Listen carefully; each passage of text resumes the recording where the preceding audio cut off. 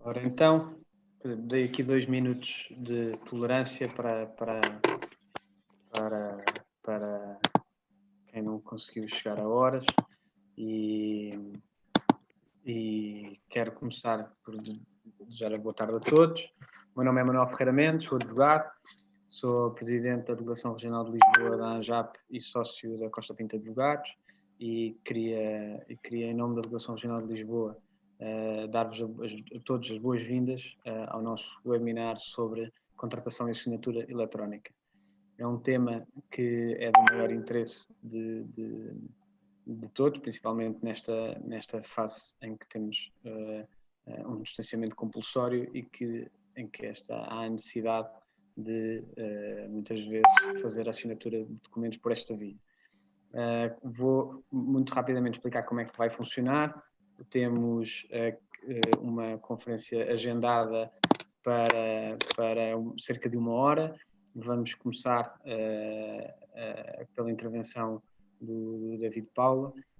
Depois vamos ter um espaço para perguntas. Dadas as limitações de tempo, vamos selecionar cerca de 3 perguntas, sendo certo que as perguntas têm que ser escritas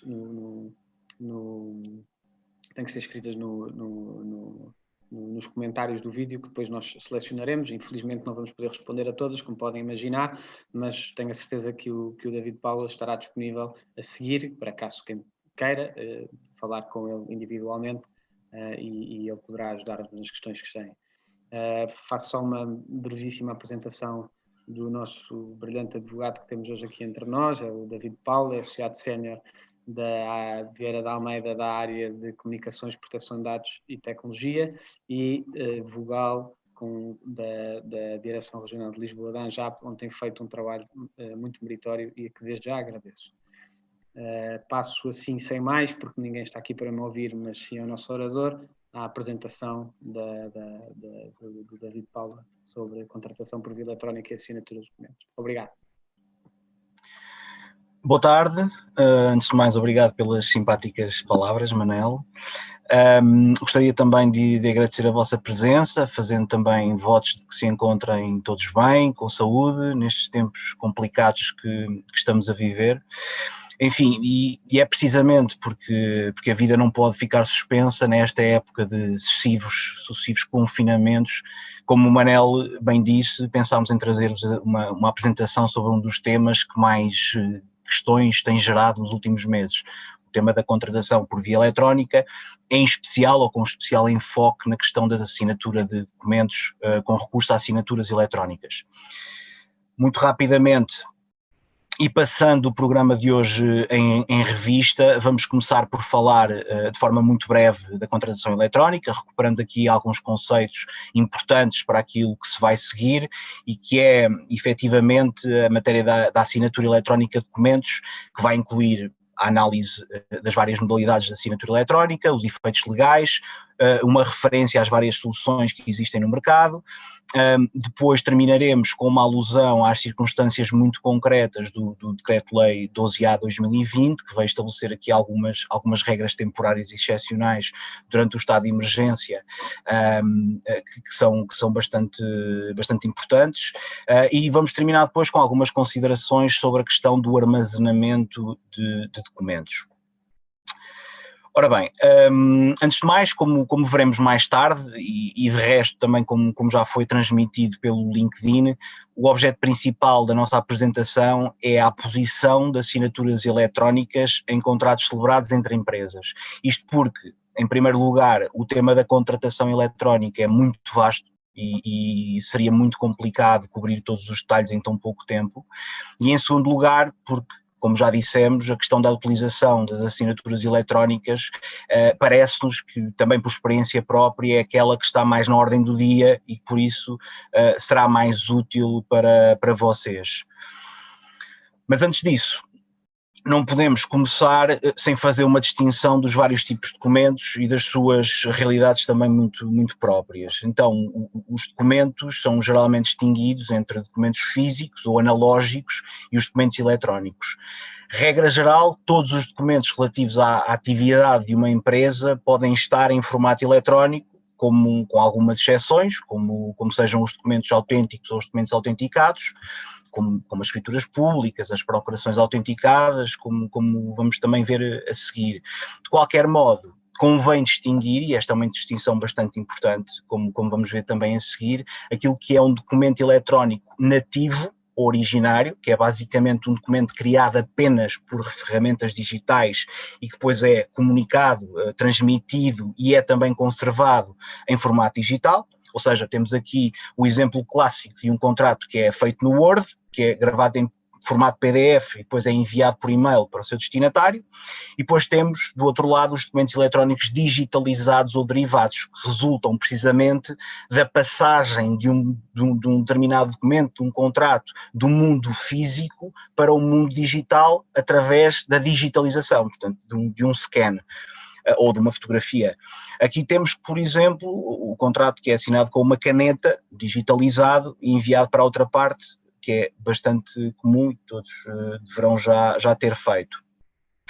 Ora bem, no que respeita aos requisitos para a celebração dos contratos por via eletrónica, é importante começar por dizer que em Portugal, nomeadamente na lei do comércio eletrónico, vigora o princípio da admissibilidade da celebração dos negócios jurídicos por via eletrónica, que na verdade mais não é do que uma concretização no comércio eletrónico dos princípios da liberdade contratual e da liberdade de forma que já estão no Código Civil.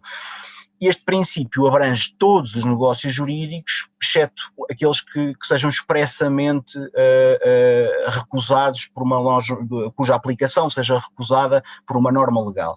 Como podem ver na parte de baixo do ecrã, deste princípio são excluídos na lei do comércio eletrónico negócios jurídicos como os familiares e sucessórios, os reais imobiliários com exceção do contrato de arrendamento, os de caução e de garantia quando não se integrem na atividade profissional de quem os presta, os que exigem a intervenção de tribunais ou entes públicos e ainda os negócios legalmente sujeitos a reconhecimento ou autenticação notariais.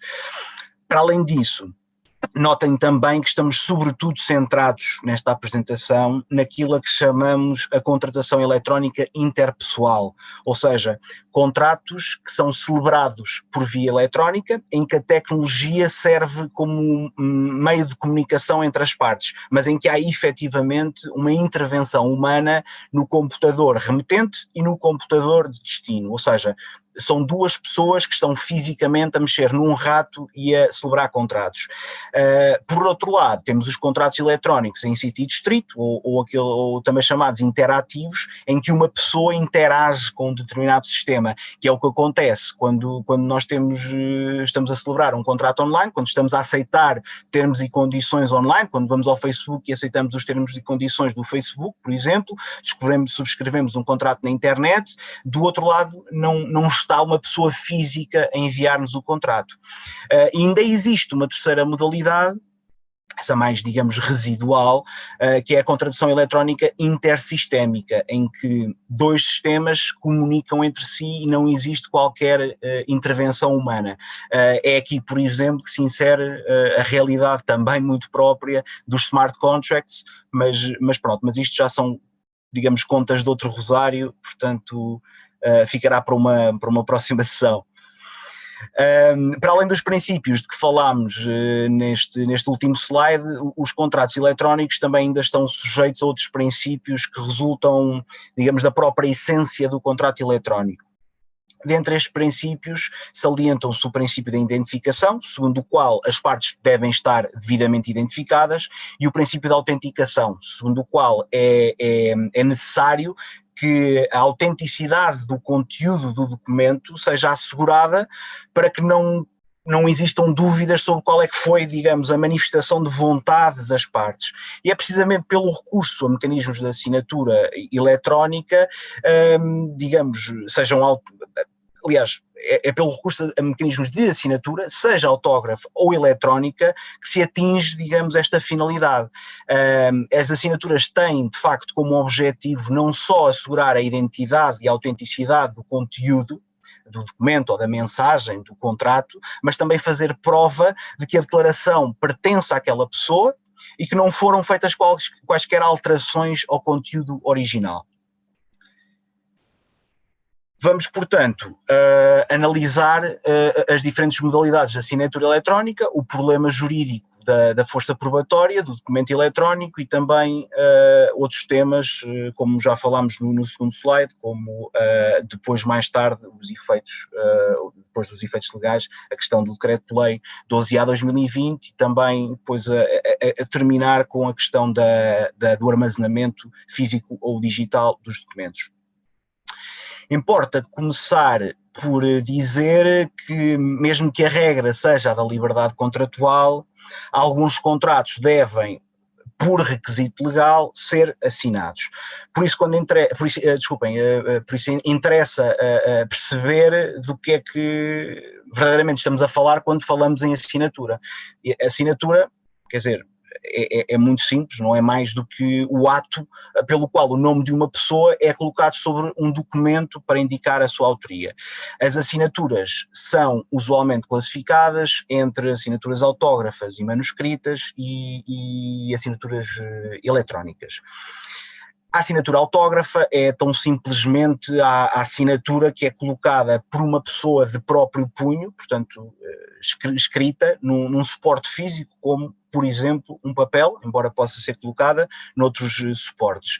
Já as assinaturas digitalizadas, são um tertium genus, não são mais do que o resultado, como o próprio nome indica, da digitalização de uma assinatura, de uma pessoa que foi colocado previamente num documento físico. É o que se obtém, no fundo, quando se digitaliza um documento e ele nos aparece mais tarde no ecrã do computador e conseguimos visualizar a assinatura digitalizada. No entanto, é importante reter que esta assinatura digitalizada não é uma verdadeira assinatura eletrónica, nem é tão pouco uma assinatura manuscrita, é tão simplesmente a cópia de uma assinatura física que passou para uma realidade eletrónica.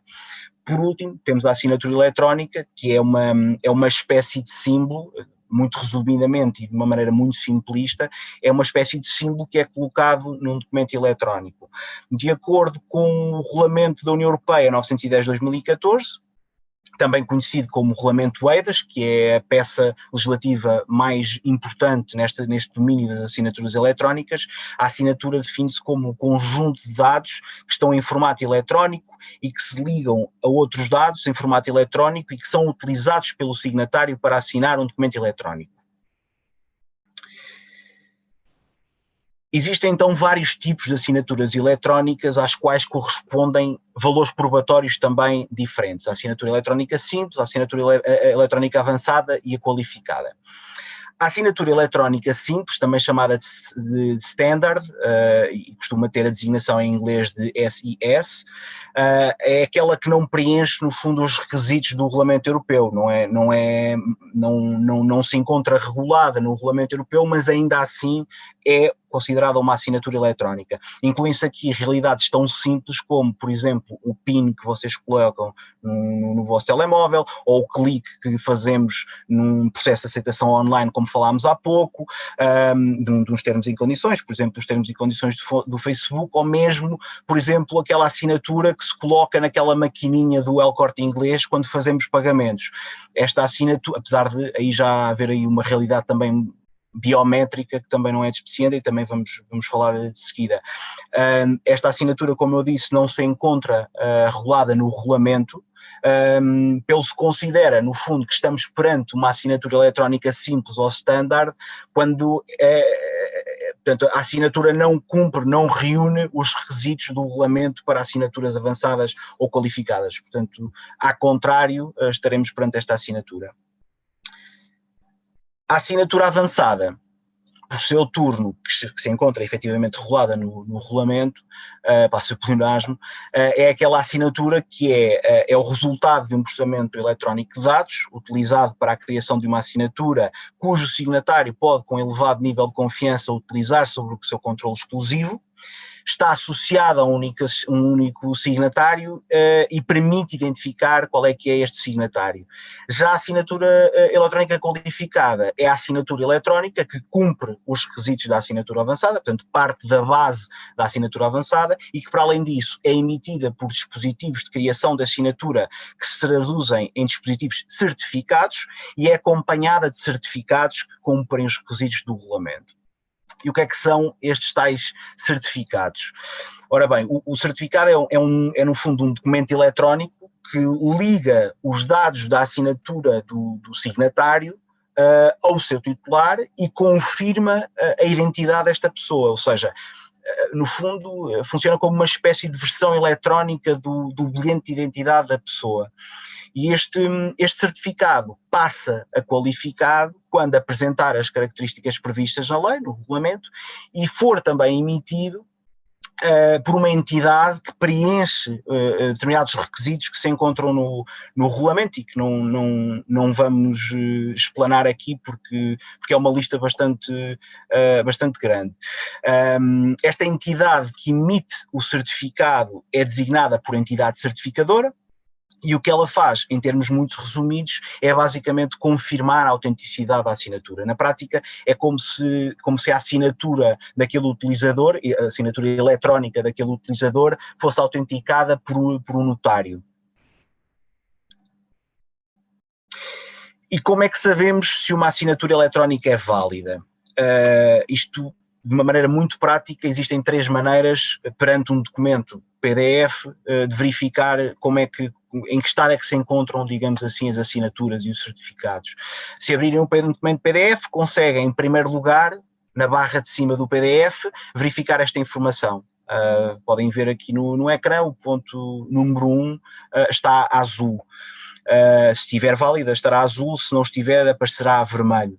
Em segundo lugar, no separador das assinaturas, à esquerda, no PDF, que será onde está esta informação de maneira, digamos, mais completa. Neste caso, por exemplo, podemos verificar que a assinatura é válida, que foi emitida por um prestador de serviços de confiança, já lá vamos, que é uma assinatura eletrónica qualificada para efeitos do regulamento, podemos verificar a data de criação, por aí fora. E em terceiro lugar, podemos também de maneira bastante simples, carregar no botão do lado direito do rato por cima da assinatura eletrónica que aparece no documento PDF e verificar esta informação que aqui aparece. Já o certificado inválido aparece com a informação de que a validade da assinatura é desconhecida. Este está em inglês, mas também já me apareceram alguns em português.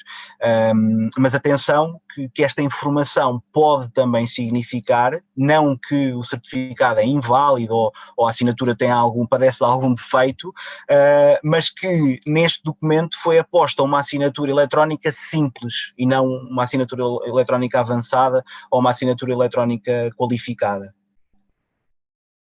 Saltamos agora para a questão dos efeitos legais das assinaturas. Então, nos termos do artigo 25º do regulamento, qualquer assinatura eletrónica é válida e, por isso, não podem ser negados efeitos legais a uma assinatura eletrónica pelo simples facto de se apresentar em formato eletrónico ou de não cumprir os requisitos exigidos para as assinaturas eletrónicas qualificadas. No entanto, apenas a assinatura eletrónica qualificada é, de acordo com o regulamento EIDAS, legalmente equivalente à assinatura autógrafa. E por isso, isto é uma interpretação muito, muito defensiva, mas que é a única que me parece que pode ser tida, é o único tipo de assinatura eletrónica que pode ser utilizado quando a lei exigir que um determinado documento seja assinado. E falta-nos salientar um aspecto muito importante. É que o regulamento europeu indica que o efeito legal das assinaturas eletrónicas nos Estados-membros deve ser definido pelo direito nacional, exceto no caso do requisito da assinatura eletrónica qualificada ter um efeito legal equivalente ao da assinatura manuscrita. O que acontece em Portugal é que o efeito legal encontra-se previsto no Decreto-Lei 290/99, que como devem imaginar, está bastante velhinho e utiliza algumas nomenclaturas que são distintas daquelas do regulamento. Fala, por exemplo, em assinaturas digitais, não fala em assinaturas eletrónicas avançadas ou qualificadas, não fala em prestadores de serviço de confiança, mas em entidades certificadoras credenciadas. Por isso, a interpretação que fazemos do decreto-lei tem de ser muito cautelosa. Digamos, a estratégia que nós temos seguido de interpretação é de que o regulamento é diretamente aplicável, naturalmente, sobre o território nacional, de todos os Estados-membros, e por isso vai prevalecer sobre o decreto-lei. Mas em matéria de efeitos legais, como delega esta matéria nos Estados-membros, o decreto-lei será aplicável enquanto não houver um diploma nacional de execução do regulamento, que o Gabinete Nacional de Segurança nos disse há cerca de 3 anos que estava quase a sair. Embora, pronto, isto tenha de ser naturalmente interpretado como pinças e de modo completamente articulado com as disposições do regulamento. E o que é que nos diz este diploma nacional? Diz-nos desde logo que o documento eletrónico satisfaz a forma escrita quando o seu conteúdo seja suscetível de representação como declaração escrita, como seja, por exemplo, um ficheiro Word. Diz-nos que quando for aposta uma assinatura digital certificada por uma entidade credenciada, ou seja, uma assinatura qualificada, e já vamos ver quem é que são estas entidades, será equiparada a um documento particular com autoria reconhecida e tem força probatória plena. Diz-nos que os documentos eletrónicos cujo conteúdo não seja suscetível de representação, ou seja, sem forma escrita, mas com assinatura eletrónica qualificada, como por exemplo um ficheiro de vídeo, uma imagem, um som, um ficheiro de som, são equiparados a reproduções mecânicas e que fazem prova plena dos factos e das coisas que representam, se a parte contra quem são apresentados não as impugnar. Diz-nos também que as partes podem celebrar uma convenção sobre a prova, ao abrigo da qual aceitam utilizar outro meio de comprovação da autoria dos documentos. E diz-nos que nos restantes casos, e de forma geral, o valor probatório das assinaturas é apreciado nos termos gerais de direito, ou seja, em caso de litígio, os tribunais vão apreciar, com base no seu livre critério, se o conteúdo do documento se considera provado ou não. Enfim, e em jeito de resumo, todas as assinaturas eletrónicas são válidas, no entanto, o valor probatório de cada uma delas será distinto, isto vai depender do tipo de assinatura que é adotada. Paralelamente, se a lei não exigir que um documento seja assinado, ou seja, se a assinatura não constituir um requisito de forma, o que acontece, por exemplo, nos contratos de prestação de serviços ou na generalidade dos contratos de compra e venda, poderá utilizar-se qualquer tipo de assinatura eletrónica, sendo que o valor probatório será apreciado nos termos gerais de direito. Por outro lado, se a lei exigir como requisito de forma a assinatura, como acontece, por exemplo, nos contratos de trabalho a termo, nos contratos de mútuo inferiores a 25.000 euros, mas superiores a 2.500, poderá apenas ser utilizada ou a assinatura autógrafa ou assinatura eletrónica qualificada. E quais são então as soluções de assinatura eletrónica que existem no mercado? Ora bem, por esta altura ainda não dissemos, mas o regulamento estabelece uma distinção entre aquilo que são prestadores qualificados de serviços de confiança, os Qualified Trust Service Providers, e os prestadores não qualificados. Esta distinção, como é óbvio e como dissemos anteriormente, não se encontra na nossa lei, que é anterior ao regulamento. Como dissemos há pouco, a nossa lei, o Decreto-Lei 290/99, apenas se refere às entidades certificadoras credenciadas, que são no fundo aquelas que podem emitir as assinaturas eletrónicas qualificadas. Quem faz esta credenciação em Portugal, portanto a qualificação de uma determinada entidade é a Autoridade Nacional de Segurança que dirige o Gabinete Nacional de Segurança e basicamente a tarefa desta entidade é verificar se os requisitos que o regulamento europeu, o regulamento EIDAS, para a assinatura eletrónica qualificada se verificam e se verificarem, atribui a uma entidade a qualificação, entre aspas, de prestador qualificado de serviços de confiança.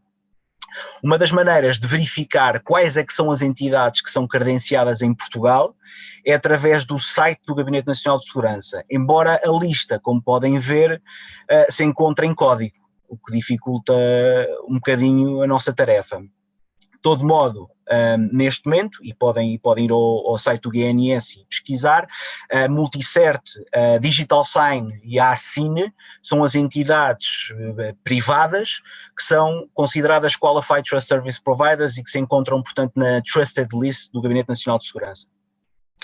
Estas entidades emitem várias modalidades de certificados qualificados, como aqueles que se destinam à identificação das pessoas singulares, mas também certificados que se destinam a atestar a qualidade e os poderes de representação de uma sociedade, portanto, dos representantes legais de uma sociedade, dos gerentes, dos administradores, dos procuradores também. E na prática o que acontece nestes últimos casos é que as entidades pedem vários documentos, como procurações, documentos de identificação dos representantes legais e a própria certidão permanente da sociedade, vão verificar a conformidade dos poderes e só então atribuem o certificado qualificado àquela pessoa. Outra maneira bem mais fácil de perceber quais é que são os Trust Service Providers é através do site da Comissão Europeia.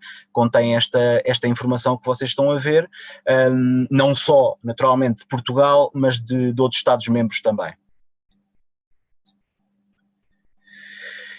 Então, os três prestadores de serviços da fila de baixo são precisamente aqueles que falámos, são prestadores de serviços de confiança que são credenciados pelo Gabinete Nacional de Segurança.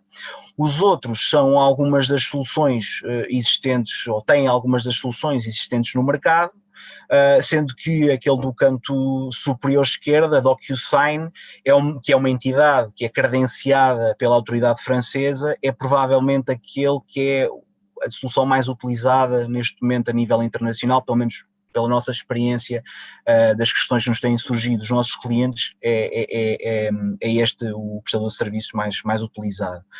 Alguns destes fornecedores têm também algumas soluções que recorrem à tecnologia biométrica, que é bastante habitual numa lógica de assinatura presencial, como já acontece de resto, por exemplo, na assinatura que vocês certamente já deverão ter feito nas vossas entidades bancárias, vão às filiais dos bancos e assinam, apoiem a vossa assinatura, ainda que manuscritamente, mas com uma pen eletrónica digital num tablet, e estas soluções, no fundo, permitem dão uma confiança adicional, digamos assim, permitem verificar várias características da assinatura da pessoa que está a pôr a assinatura no tablet ou no outro suporte, como a velocidade a que se escreve, a chamada velocidade da pena, a grossura do traço que vocês apõem no tablet, a intensidade com que se carrega no ecrã e por aí fora. Outra nota importante que já me esquecia também era dos outros serviços de confiança que existem e que estão estabelecidos no regulamento. Apesar de nós até agora só termos falado em assinaturas e nos certificados, de facto era o tema central da nossa apresentação, existem outros serviços de confiança efetivamente estabelecidos no regulamento. O mais relevante será provavelmente o selo eletrónico, que serve basicamente para confirmar não que um documento foi assinado por uma determinada pessoa, mas que foi emitido por uma pessoa coletiva. Isto porque as pessoas coletivas não podem ser titulares de assinaturas eletrónicas. Apenas os representantes legais das pessoas coletivas podem ser, nessa qualidade de representantes legais, ou na qualidade também de pessoas singulares, naturalmente, ser titulares destas assinaturas. Outra das perguntas que recebemos também frequentemente diz respeito ao cartão do cidadão. Como já devem saber, pode produzir uma assinatura eletrónica qualificada. Aliás, existem duas modalidades de assinatura através do cartão de cidadão. A assinatura qualificada através do cartão de cidadão propriamente dito e a assinatura qualificada através da chave móvel digital. A assinatura eletrónica do cartão de cidadão exige, no entanto, a presença ou a existência de um leitor de cartões e também do PIN que vem naquela carta que vocês recebem quando vão fazer o cartão de cidadão ou renovar. Já a chave móvel digital permite a assinatura de documentos sem o recurso a estes leitores de cartões, porque funciona no fundo através da utilização do número de telemóvel ou do e-mail, do PIN da chave móvel digital e de um código de segurança que é gerado e que é enviado para o utilizador, aquilo que nós chamamos one-time passwords, OTPs, que são no fundo iguais àquelas que nós recebemos quando estamos a emitir uma ordem uma ordem de transferência, por exemplo, ao nosso banco online, e depois recebemos um códigozinho e colocamos o código outra vez no website do banco. Por outro lado, existe também a possibilidade dos representantes legais das sociedades de aderirem ao sistema de certificação de atributos profissionais, o SCAP, que está disponível, como as outras estão, se tiverem curiosidade ou necessidade, no autenticacão.gov.pt. E basicamente associa os atributos empresariais ao cartão de cidadão ou à chave móvel digital. Falta-me só dizer aqui que no canto superior direito podem encontrar um exemplo de uma assinatura eletrónica qualificada, não tem naturalmente a identificação propriamente dita do titular, ou pelo menos espero que não tem, não senhor, e para aqueles mais atentos, se tiverem também mais curiosidade para perceber e se não tiverem um documento, um PDF à mão com uma assinatura eletrónica qualificada, podem ver as normas e as orientações da DGS, que estiveram muito em voga durante a primeira fase de pandemia, e podem verificar que este é o tipo de assinatura eletrónica que é utilizado pela doutora Graça Freitas nestas orientações e nestas normas. Ora bem, acontece, contudo, que o legislador introduziu em abril do ano passado, através do Decreto-Lei 12A/2020, que veio alterar o Decreto-Lei 10A/2020, que certamente muitos de vocês já leram, introduziu uma norma que tem algumas implicações, ainda que temporárias e excepcionais, em algumas das coisas que nós estamos a dizer hoje, desculpem. Esta norma que teve como objetivo facilitar e agilizar o comércio jurídico na época de pandemia, de teletrabalho, basicamente estabelece que a cópia digitalizada de um documento passa a ter o mesmo valor probatório, durante este período excepcional e temporário, de um documento original, sem que exista necessidade de certificação de cópia. E o que é que isto significa? Significa que, embora a validade e o valor probatório da assinatura propriamente dita, seja assinatura manuscrita ou eletrónica, não sejam modificados, portanto não existe nenhuma consideração sobre este tema, estabelece uma equivalência, ainda que temporária, entre a cópia digitalizada de um documento, por exemplo, a digitalização de um contrato assinado, e o respectivo original, pelo que, se por exemplo vos pedirem num determinado sítio, vamos imaginar, numa repartição de finanças, o documento original, bastará, de acordo com este decreto-lei, apresentar a cópia digitalizada ou a fotocópia simples do documento e o documento fotocopiado será válido para efeitos da lei.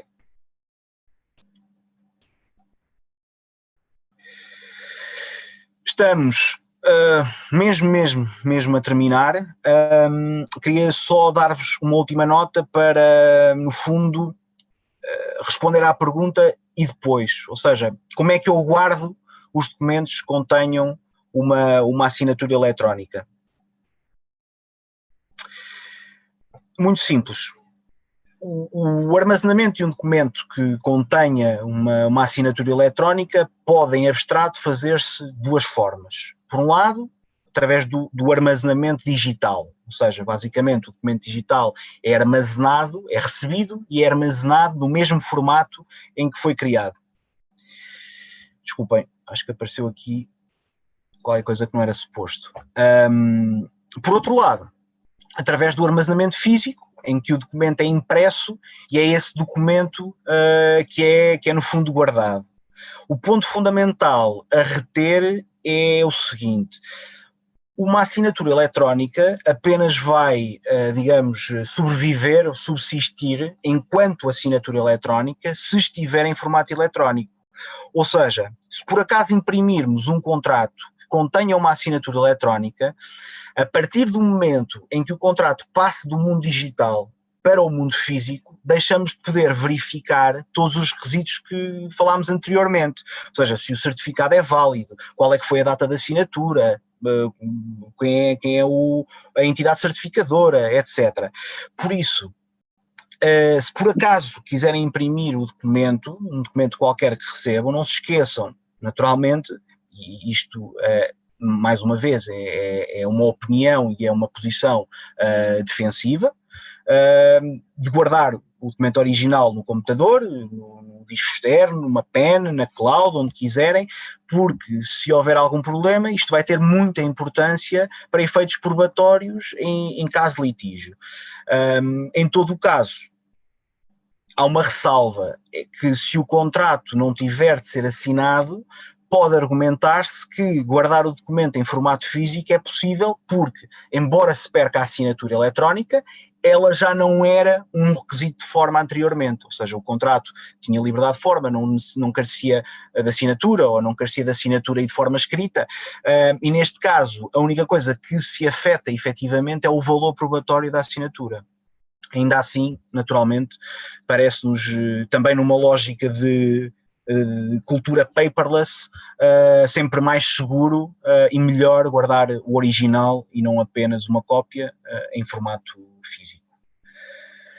E pronto, chegámos ao fim da apresentação, ou melhor, eu cheguei ao fim, vocês como estão com algum delay no YouTube ainda devem estar uns slides atrás. Esperamos que tenha sido útil. Como Manel disse, coloco-me ao vosso dispor para alguma pergunta que tenham e que eu saiba responder. Deixo também aqui os meus contactos, por isso caso tenham alguma dúvida adicional, disponham. David, muito obrigado pela clareza da apresentação. De facto, foi muito importante perceber as linhas com que nos cruzamos nesta altura, em que há sempre alguma dúvida e incerteza sobre que tipo de assinatura é que é válida ou não é válida, e somos de facto todos confrontados diariamente com ter que assinar documentos digitalmente e reside a dúvida.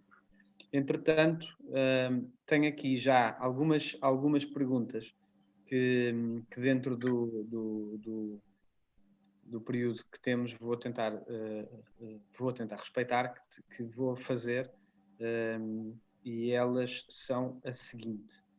A primeira de todas foi, gostaria, por parte do David Santos, gostaria que abordasse a validade da assinatura eletrónica em ficheiros Excel. Não sei se é algo com que já te deparaste, David. Sim, estou a ouvir.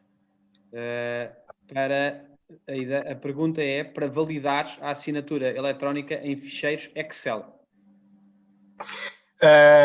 Confesso que nunca vi, mas não me parece que haja qualquer distinção. Ou seja, o que acontece, vamos imaginar que existem alguns contratos, aliás, há muitas propostas comerciais, não contratos propriamente ditos, mas muitas propostas comerciais que envolvem ficheiros Excel que contêm um campo de assinatura, é verdade. Mas normalmente o que acontece é que pelo menos na minha experiência, essa assinatura é digitalizada e não é uma verdadeira assinatura eletrónica. Mas nada impede que uma assinatura eletrónica seja aposta num qualquer documento eletrónico. Portanto, as assinaturas eletrónicas não são exclusivas de um ficheiro Word, ou não são de um formato Word.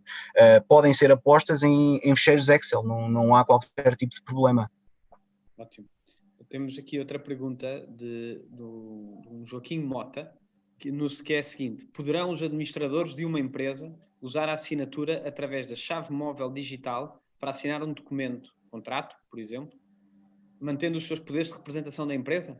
Sim, isso eu creio que passámos por aí, mas talvez não tenha sido claro. Então, há duas maneiras, no fundo, aliás, três maneiras de os representantes legais da empresa assinarem um documento com recurso a assinatura eletrónica. Em primeiro lugar, a assinatura eletrónica do cartão de cidadão.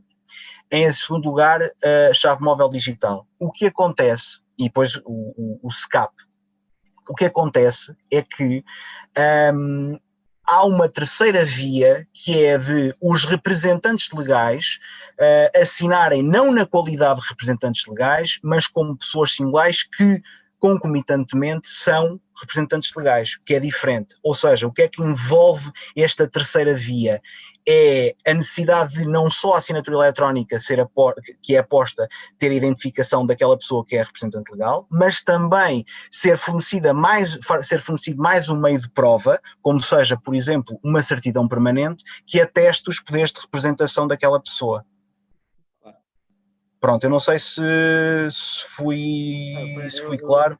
Eu percebi totalmente que obviamente, que só vendo um gerente só se pode ver se tem poderes ou não através de uma certidão de registro comercial atualizada, e de facto será essa a forma mais correta. Sim, mas a mais simples, não sei se a pergunta ia no sentido de explorar todas as maneiras, mas a mais simples é claramente a de associar através do SCAP, portanto, as qualificações na qualidade do representante legal à sua chave móvel digital ou ao seu cartão de cidadão. Essa é claramente a maneira mais simples.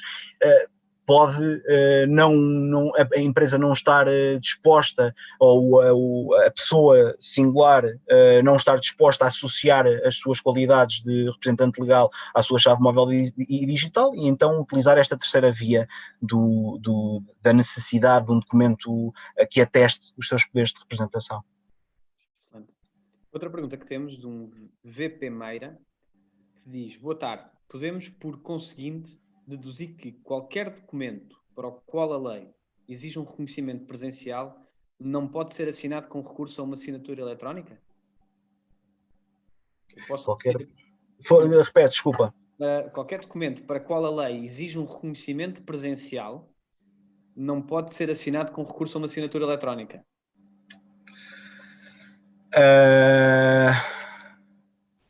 Exatamente.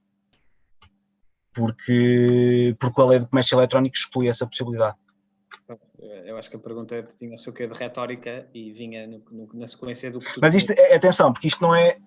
A resposta não é absolutamente líquida, porque há muita discussão sobre isto. Porque o reconhecimento presencial das assinaturas requer, como o próprio nome indica, a presença da pessoa. E o que é que acontece? A lei... O que se discute muito hoje em dia, principalmente em termos de pandemia, é, ora bem, se nós estamos numa lógica de teletrabalho e existem meios de comprovar portanto, a identificação da pessoa, que não só a identificação presencial, há muita gente que defenda que, por exemplo, um reconhecimento presencial, a norma pode ser alargada para incluir também o reconhecimento via webcam, que de resto é o que acontece, por exemplo, na abertura de conta via videoconferência.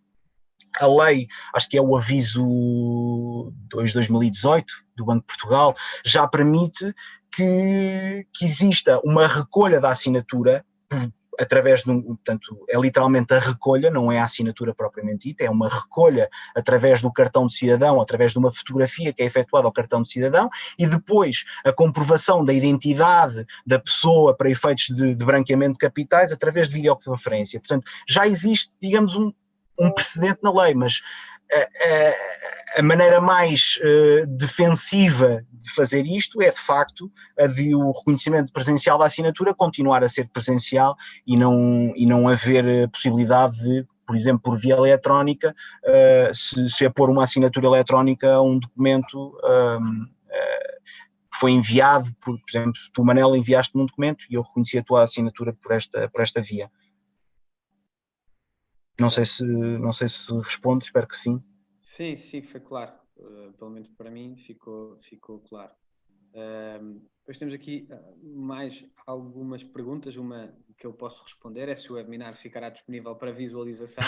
Digo que sim, essa também tenho direito a uma pergunta e uma resposta. A outra pergunta pode ser mais complexa, mas vou tentar, que é no sentido de a lei regula que o contrato é também a lei que regula o contrato é também aquela que deve ser utilizada para aferir a validade da assinatura?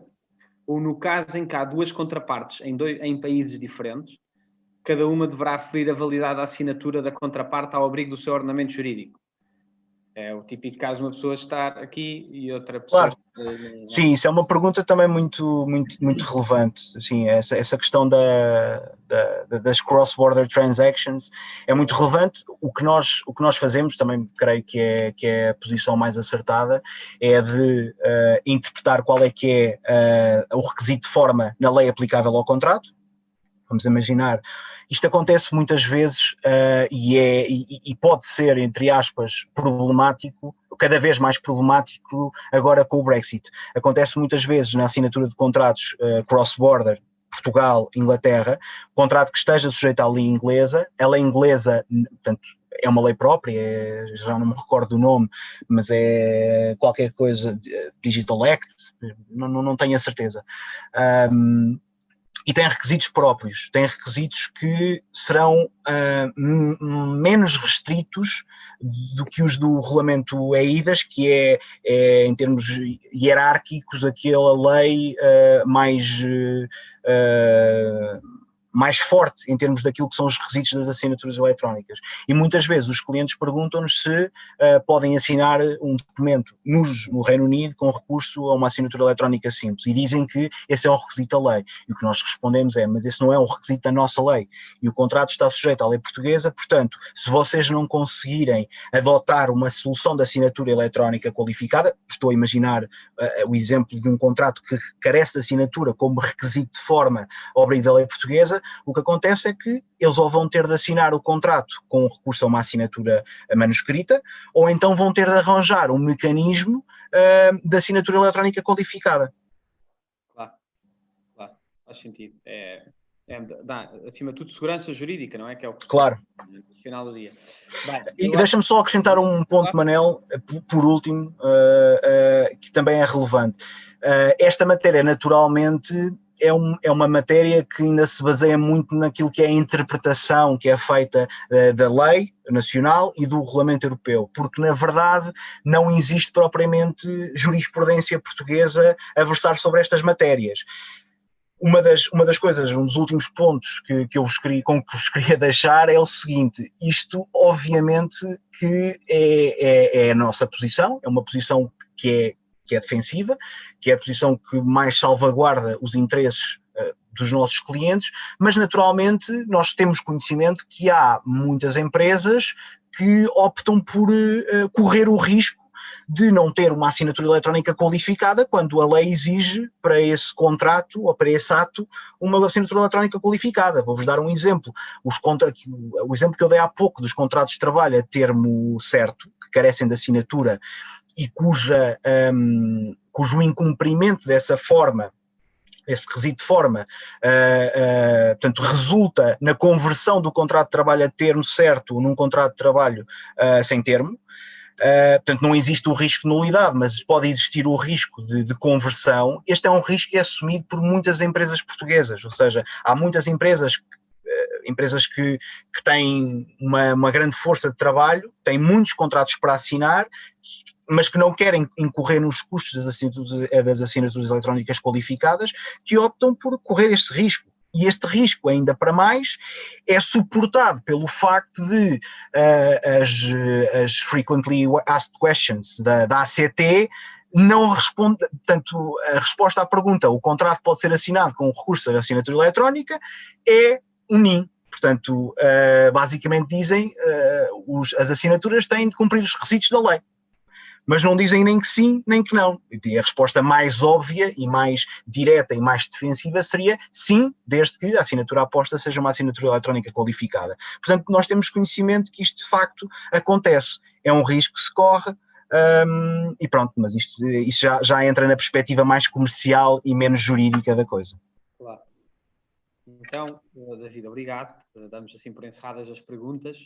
Eu queria deixar 3 notas finais. A primeira é agradecer uma vez mais ao David a disponibilidade em vir falar num tema tão interessante e tão importante, tanto mais nesta altura, para todos, advogados e juristas, e não só, que diariamente se lidam com estas matérias.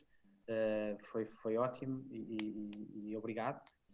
Destacar também a adesão, os números que eu consegui ir acompanhando à medida que ias falando. Tivemos em simultâneo mais de 130 pessoas, podemos ter tido mais, mas de facto não foi o número que eu retive, o que é fantástico, dado o cansaço que existe em alguns casos já de webinars, e ter 130 pessoas uma quinta-feira à tarde, a seguir ao almoço, só ouvir falar num tema jurídico é de facto ótimo. E terceiro, a Direção Regional de Lisboa da ANJAP vai continuar sempre a realizar iniciativas que sejam interesse dos jovens advogados. É mais difícil nestes tempos, nós gostávamos muito de eventos presenciais, fizemos vários, como se recordam, o ano passado e nos anos anteriores, não nos tem sido possível. Esta é a forma atualmente possível de nos aproximar e vamos continuar e vamos tentar arranjar outras, e se tiverem ideias também para contribuir, perfeito, contem sempre connosco para proteger a jovem advocacia e os interesses dos jovens advogados em Portugal. Obrigado, um abraço a todos, mantenham-se a salvo e até breve. Obrigado. Obrigado.